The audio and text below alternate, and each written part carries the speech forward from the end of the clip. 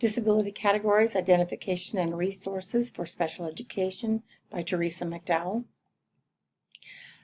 To determine eligibility, first there is an initial evaluation, and the purpose of the initial evaluation is to include a variety of assessment tools and strategies so they can gather all relevant information. The relevant information is covering functional, developmental, and academic achievement. The information is provided by parents to assist in the determination of the content of the IEP and what it's going to look like. There are two methods of evaluation: the child's response to scientific research-based intervention, and then looking at the pattern of strengths and weaknesses. The evaluation team must ensure that the child meets the definition of one of the categories of an exceptionality, and then as a result of that exceptionality, they need the special education and related services. That's part of the two-pronged test, and without that, they would not be eligible for special education services. The categories of special education. First one is autism. Autism means a disability that is significantly affecting verbal and nonverbal communication and social interaction. It is usually evident before the age of 3, and it adversely affects a child's educational performance to be qualified for special education services.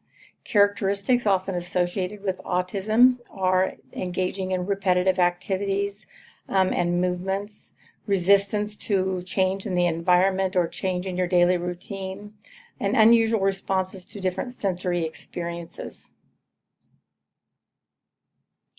Developmental delay for age 9 and under.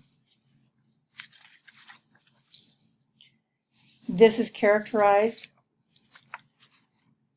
by average development that is below in different developmental areas, and those areas would include physical development, cognitive development, adaptive behavior, communication, or social and emotional development. The next category is emotional disturbances. Emotional disturbances means a condition exhibiting one or more of the following characteristics, and they have to be over a long period of time, and they also need to adversely affect the child's educational performances. Some of these characteristics would be the inability to learn that can't be explained by an intellectual deficit, sensory deficit, or health factors, the inability to build or maintain satisfactory relationships with peers and teachers, or inappropriate types of behavior or feelings under normal situations, a general pervasive mood of unhappiness or depression, and finally a tendency to develop physical symptoms or fears associated with personal or school problems. This term, emotional disturbance, does include schizophrenia.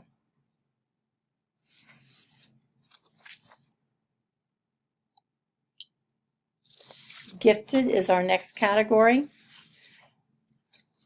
Gifted means they're performing or demonstrating the potential for performing at significantly higher levels of achievement in one or more academic fields due to intellectual ability when compared to other children of their same age or experience or environment. It is not to be confused with those who are just overachievers. The next category is intellectual disability.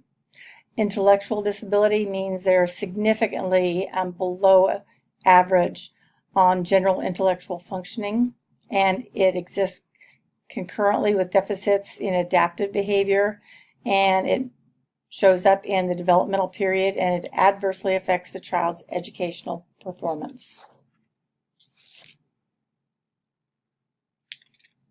The next category is learning disability or specific learning disability. And this is a disorder in one of the basic psychological processes, and it's involved in understanding language, whether that be spoken or written.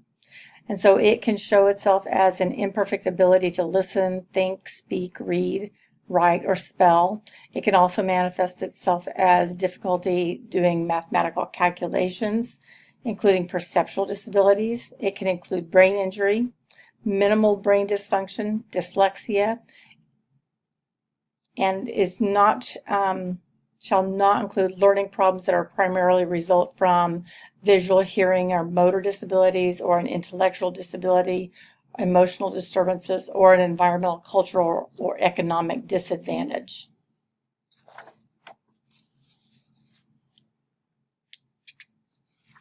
Multiple disabilities is our next category. Multiple disabilities means there are more than one impairment and they coexist at the same time. It's a combination, and the combination is so severe that the educational needs of the child cannot be accommodated for in the special ed program just for one of the impairments. It does not include the combination of deaf-blindness.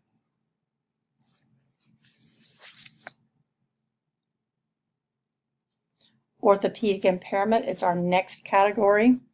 Orthopedic impairment means a specific orthopedic impairment that does affect the child's educational performance. It can include any of the following: congenital anomalies, such as clubfoot or the absence of a limb, some diseases such as polio or tuberculosis of the bone, other diseases that can include cerebral palsy, amputation, and fractures or burns that cause contractures.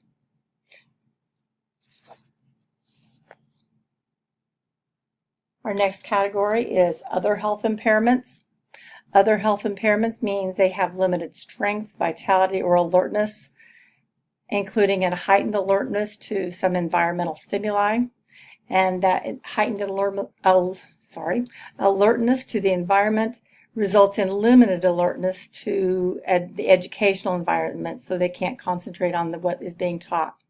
And it's due to an acute or chronic health problem, and it may include asthma, attention deficit disorder, attention deficit hyperactivity disorder, diabetes, epilepsy, heart conditions, hemophilia, lead poisoning, leukemia, nephritis, rheumatic fever, sickle cell anemia, Tourette syndrome.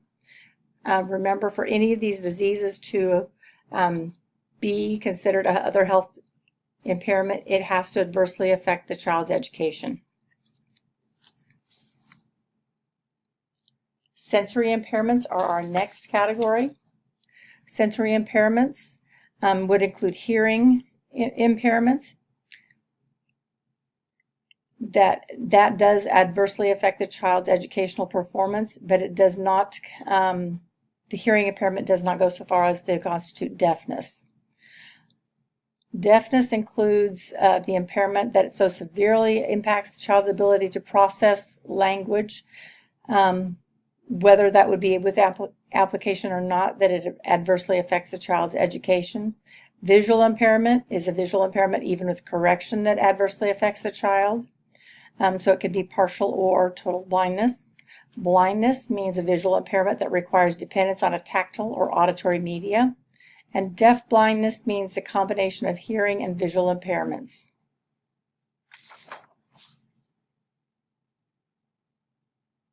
Hearing impairments is constituted by a chronic or progressive condition that interferes with the auditory learning mode. The impairment is so severe that it impacts their ability to process linguistic information.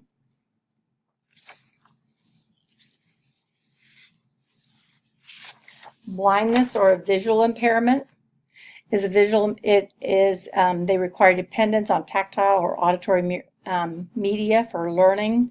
It can be an ocular motor deficit, such as a muscle imbalance in the eyes.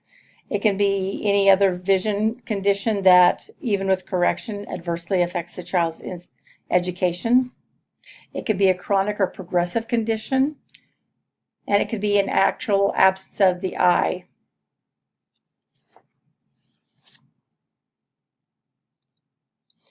Deaf blindness impairment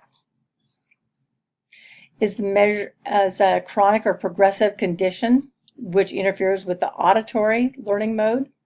Could be permanent or it could be fluctuating. It can include congenital malformations, and it would need to be so severe that it affects the child's learning through hearing. Speech or language impairment.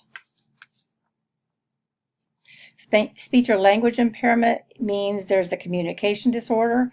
It may include stuttering, impaired articulation, a language impairment, or a voice impairment. And again, it has to adversely affect the child's education performance.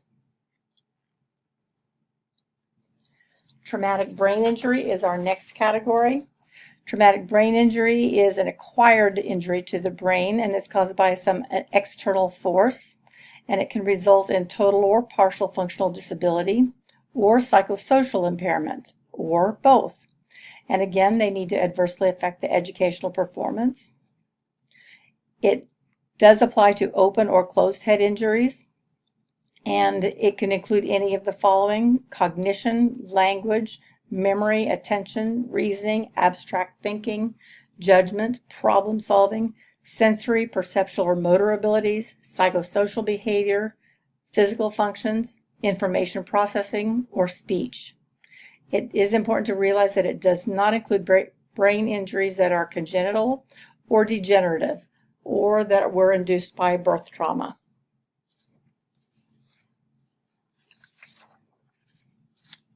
And that concludes the categories. Thank you very much.